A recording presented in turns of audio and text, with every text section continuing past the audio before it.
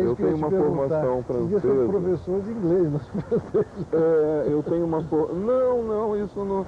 Roberto, você conhece bem a França. O francês feito eu também admira Estados Unidos. Não, lógico.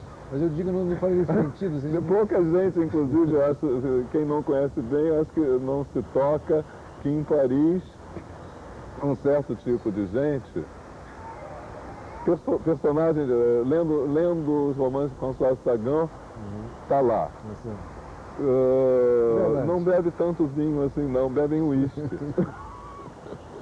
Mas eu perguntei isso porque você vendo tantos filmes americanos, eu achei que você ia puxar mais para o inglês, mas de repente você veio para o francês por quê? Eu comecei a aprender inglês e francês com uns 11 anos de idade, quando eu fui para o ginásio, né? Meus pais valorizavam muito a instrução, e eu fui do Pedro II, que era um ótimo colégio, mas eles puseram para estudar línguas à parte, no IBEU e na Aliança Francesa.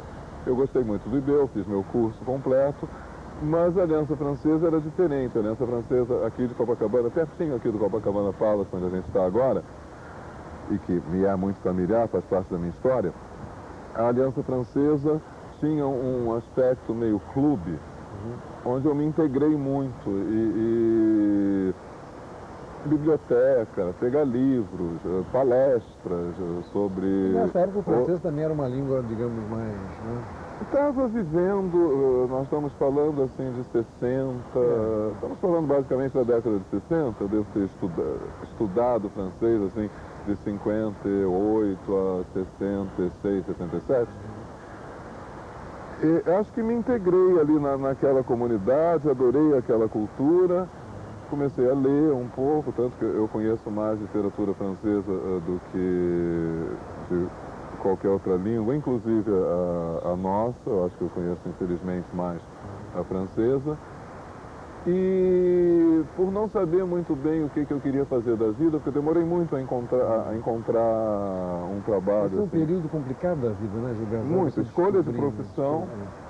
Eu escrevi várias vezes sobre isso, escrevi tanto que uma hora eu cansei, eu falei, não faço mais personagem que não saiba o que quer fazer da vida, porque eu não tenho mais paciência. Mas eu acho que essa é um bom método de passar alguma coisa para os jovens, porque é difícil esse período, né? Muito. Escolher uma profissão é terrível.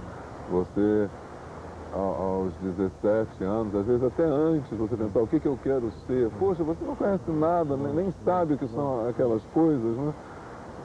Eu não sabia o que eu queria ser durante muito tempo. Principalmente alguém como você, de lado mais humano, digamos, humanista. Quando se tem uma vocação técnica, eu acho que aí fica um pouco mais fácil. Quem quer ser engenheiro. Difícil. Eu cheguei a fazer teste de vocação na PUC. Teste vocacional que a gente pagava, assim, eu fiz com sacrifício, que eu tinha pouquíssimo dinheiro e eu estava tão perdido que eu pensei, vou fazer esse teste, quem sabe vai me indicar assim, alguma profissão que eu nem sei que existe, né? E foi engraçado porque a primeira etapa do teste era uma espécie de redação feita em casa. Eles diziam, conte a sua vida. E eu fiz uma muito longa.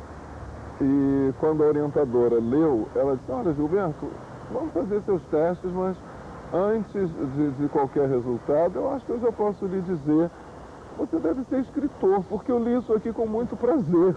Isso não é comum no nosso trabalho, isso aqui é chato de ler. E quando veio o seu, eu comecei a ler, assim, com prazer danado, você deve ser escritor, você é um escritor nato. E eu acho que eu nunca tinha pensado nisso, não. Enfim, estava terminando a história do francês, e eu, nessa época, não sabia o que ia fazer da vida, porque minha mãe tinha posto na minha cabeça que eu devia ser diplomata, o que era um total erro de avaliação dela. Ela não sabia que era diplomata, eu também não sabia. Era muito comum nessa época as pessoas acharem que se o cara tinha uma certa tendência a refinamento, quer dizer, era capaz de tomar um chá sem dar vexame e tinha jeito para línguas. Sem levantar o dedinho. Sem levantar o dedinho e tal.